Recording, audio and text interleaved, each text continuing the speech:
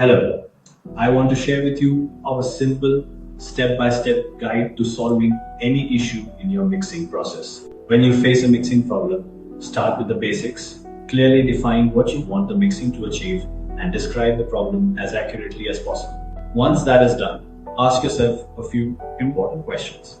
What exactly in the mixing process is not working to your satisfaction? Does the problem happen every time or only occasionally? Is it limited to certain products or certain batches? And what are the properties of the materials you are trying to mix? Is there a difference between lab scale results and plant scale production?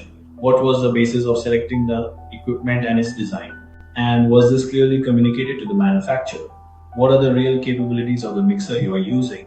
Have you tried any other mixer for the same application? And can the mixing conditions be changed or optimized? Once all these questions are answered, the solution begins to unfold. Start with the quick and easy steps. Change the material addition sequence wherever the process permits. Adjust the mixer speed increase or decrease as required. Optimize the batch cycle time. If these do not give the desired results, then we move to the next stage, revalidating the process and the equipment, which may include modifying the equipment design, changing the equipment, or making essential process changes.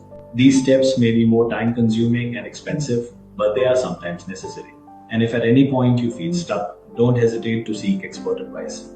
Contact Unique Mixers, the mixing experts.